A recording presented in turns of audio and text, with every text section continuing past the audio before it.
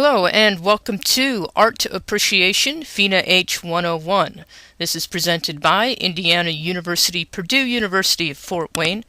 My name is Dr. Aaron Schwartz, and this is week 14. Our topic is art and memory. We'll talk about the ways in which art can aid the memory as well as destroy memory. Sometimes the relationship of memory to art and art to memory seems very abstract or obscure, and other times it's very direct. So, with that contradiction in mind, let's consider some classical sources for talking about the idea of memory. This slide has quotes from the ancient Greek philosopher Aristotle. Now I want you to take the time to read them, and then on the next slide there will be a few more things to read. And then the slide after that, I will have some questions and discussion points for us there. In this text, Aristotle describes what he thinks memory is. I want you to take the time to read this entire passage and summarize in your note, what do you think Aristotle is saying here? What techniques does Aristotle propose to help us remember things? And consider what you do when you need to remember something. Do you have any techniques with words or letters or numbers that help you remember things? So I'll keep this slide up for a few more seconds, but if you need to pause it, please do so, and make sure you're reading these terms, and I have a couple of sort of vocab terms highlighted.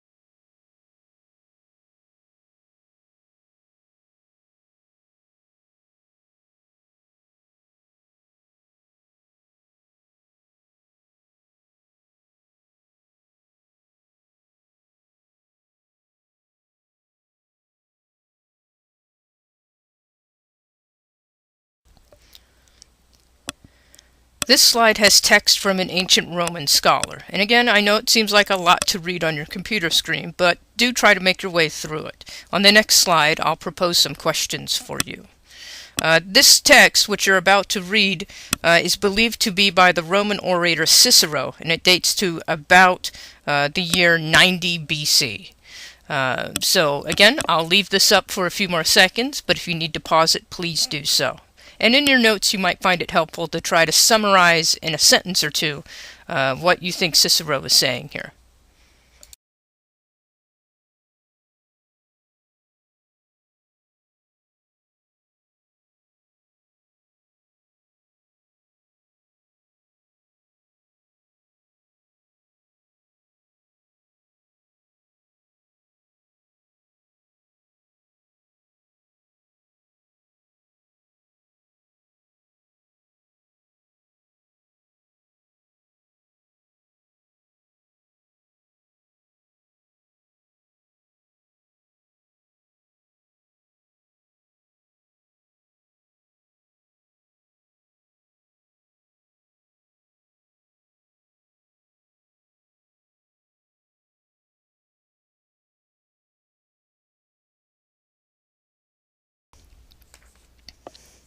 Alright, so now you've had a chance to read these passages about memory.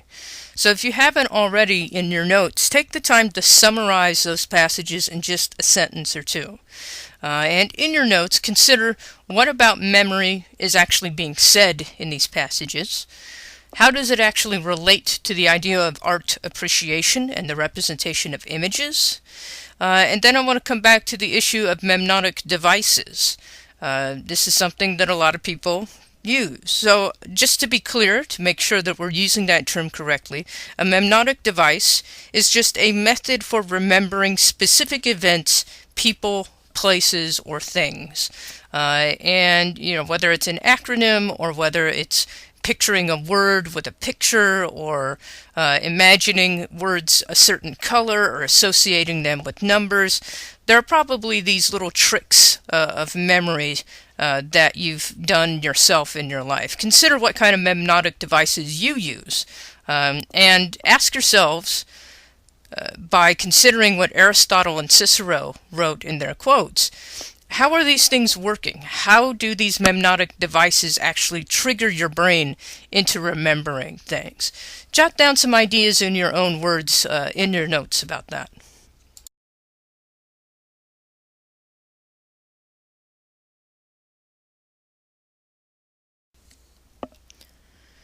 If you've ever misplaced something, like your keys or your cell phone, you've probably been advised to retrace your steps or walk backwards in your mind in order to figure out where you left it. So in our own culture, we have a method of linking images to space to help us remember things. In ancient Roman culture, it was even more structured. They used what they called a memory palace, which is a memory technique that relies on creating memorized series of spatial relationships, sometimes called a mental walk. The image that you see here is a reconstruction of an ancient Roman house. Different murals decorate the walls of the home. Consider how this could be adapted in ancient Roman education as a memory device. If you were an ancient Roman student studying for a history test using the memory palace technique, you could imagine pictures of different events and histories arranged as wall paintings throughout the rooms of the house. Now I want you to consider, does this sound like a useful technique to you? And have you tried something similar to a memory palace technique to help you remember things? Can you think of other ways today that we associate visual images with spatial relationships as in to aid memory? Now, some of these memory techniques that we'll be discussing with their ancient origins and so on may be familiar to you as things you do today. Perhaps they're not. Maybe some of you have never heard of this idea of a memory palace. Everyone has their memory triggered in slightly different ways, but these are all very valid and interesting techniques, and something you might want to consider next time you're confronted with information that you need to memorize.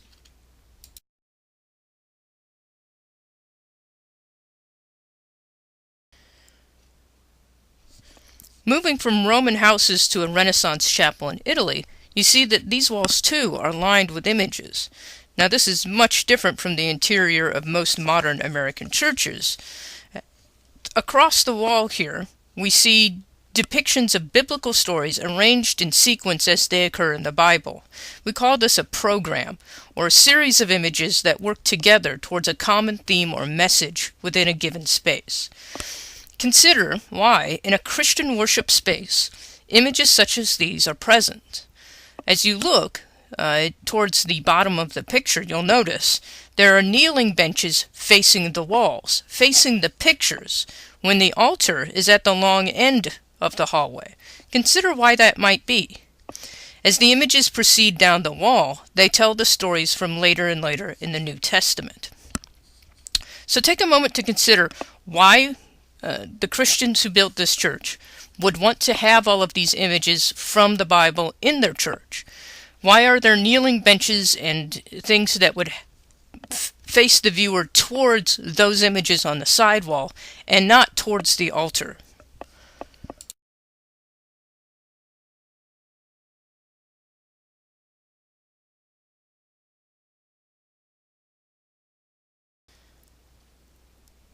This painting is from the apse, the area at the end of the chapel above the altar in the same place. It depicts the Last Judgment. That's when Christ returns to earth to judge the mortals and sends them either to heaven or hell. Now consider, why would this image be the culmination of images and stories we just considered along the walls of the chapel? What is it intended to remind people of? What is this intended to make worshippers remember? So consider this and jot down some ideas in your notes. These images aren't just placed randomly on the walls. They're placed in this kind of sequence for a very specific purpose.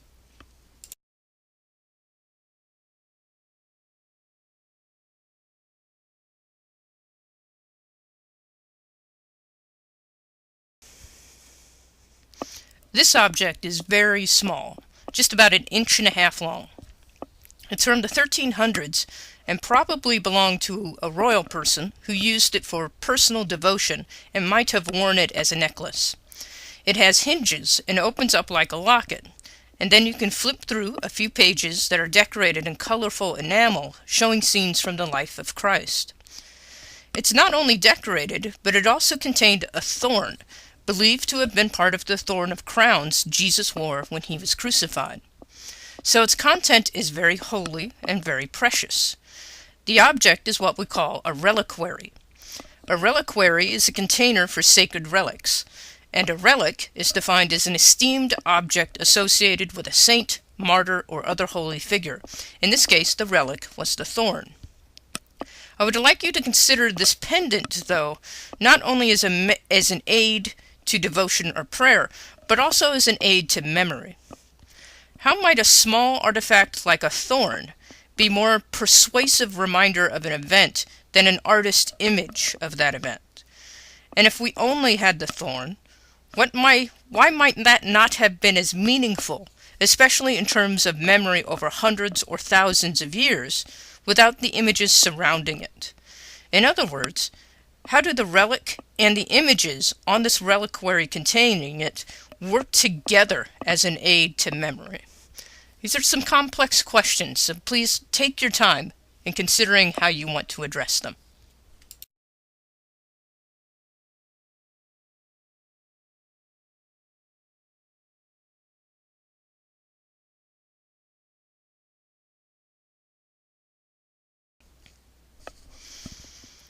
Here we are looking at a memory aid from an African art tradition.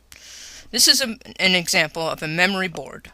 This one is created by the Luba people from about the turn of the 20th century. A memory board is a handheld wooden object that preserves history, ancestry, and geography through the arrangement of raised elements of different shapes, sizes, and textures.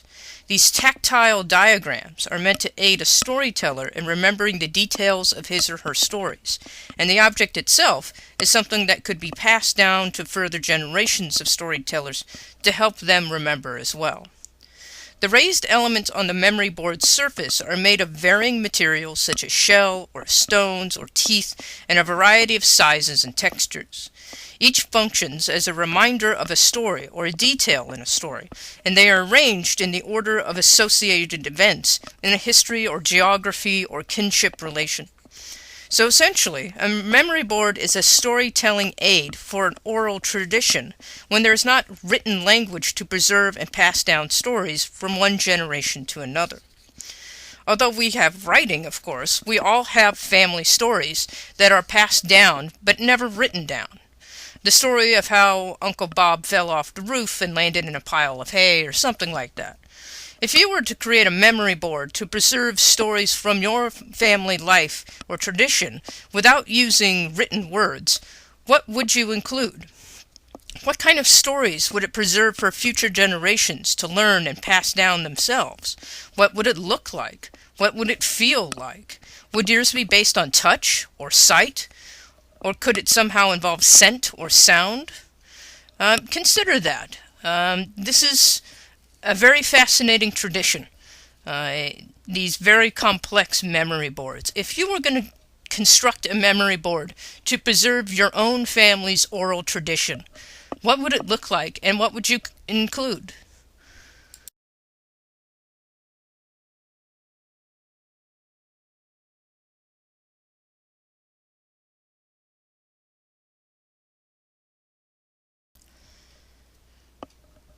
I mentioned in the intro slide that instead of aiding memory, some art attempts to destroy or obscure memory. The image we're looking at here is an example of an ancient Roman family portrait. It was originally intended to preserve the memory of Emperor Septimus Severus and his wife and children. Septimus Severus is the man with the white beard and the crown. There would have been many portraits of the royal family like this set up in public, in much the same way that we might see public portraits of the British royal family or the president's family. As you probably noticed, though, there's something kind of funny about this family portrait. The face of one of the children has been scraped away.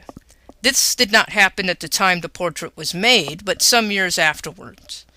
What happened is that the emperor's two sons grew up. They became very competitive because each hoped to be emperor himself upon his father's death. The mother favored the younger one, Caracalla, and so she assisted her son in arranging the murder of his older brother.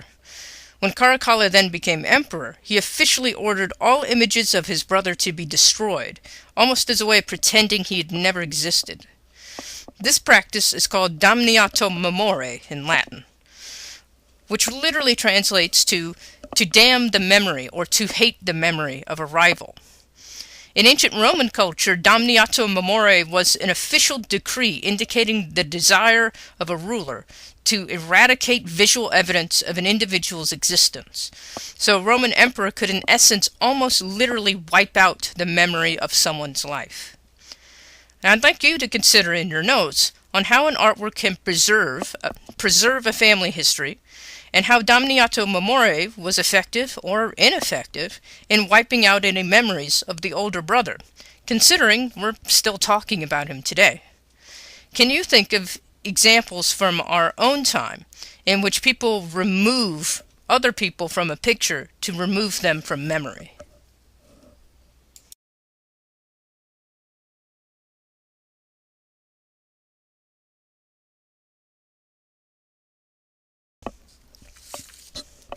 This piece is titled Erase de Kooning by the American artist Robert Rauschenberg.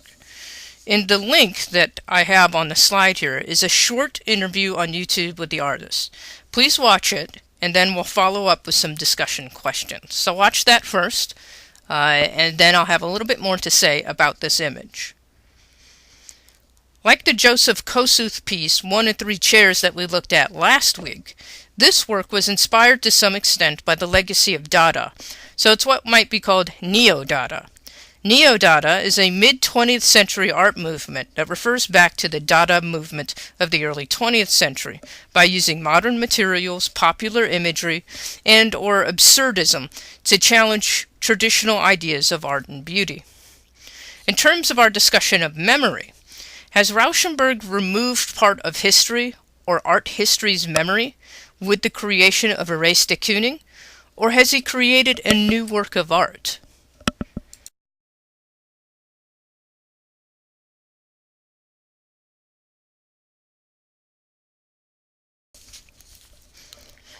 In addition to preserving and obscuring memory, art is also capable of making and manipulating memory. For our final slide this week, we have the famous painting Washington Crossing the Delaware, which was created by a German-American artist named Emanuel Leutze in 1851. This painting has become an iconic image of the American Revolutionary War. It depicts General George Washington's fateful crossing of the Delaware River on Christmas night in 1776 as a part of the surprise attack that ultimately ended the Revolution in the colonial army's favor. Although Washington did indeed cross the river, Leutze's representation of this real event includes a number of exaggerations of fact that make the event seem more romantic and heroic than it probably was. After all, although Washington's act was certainly heroic, it occurred on a bitterly cold, pitch-black winter night. One thing not everyone knows about this painting is that it was actually painted in Germany. Emanuel Leutze thought the example of American Revolution would be a good example for the European revolutionaries of his own era to follow, so he created the work using mainly German models and a German landscape. One of the many small inaccuracies of this painting is that the Delaware River never freezes over like this, with big iceberg-like chunks, but the Rhine River in Germany, which Leutze was looking at when he painted this, looks very much like that in the winter. Can you spot any other details in the painting that seem like exaggerations? Take a look at the boats in particular and see if what's in them makes sense. More importantly, though, why do you think Leutze painted Washington crossing the Delaware the way he did, instead of taking a more realistic approach? Do you think the painting would be better if he had depicted all the details accurately? Or does it perhaps accurately reflect the American national memory of the event, instead of the historical accuracy? So try to consider what Leutze is doing here. This is a highly manipulated, constructed, contrived scene, but it's being done so for particular reasons. Would it be as effective a painting if it were truly historically accurate? And what does this say about the idea of national memory? So anyway, thank you guys very much. This will conclude our lecture for this week. We have one more week to go, one more lecture to go. So if you have any questions or concerns, please feel free to email me. You know where you can find my email address. Again, thank you guys very much, and I will talk at you next week.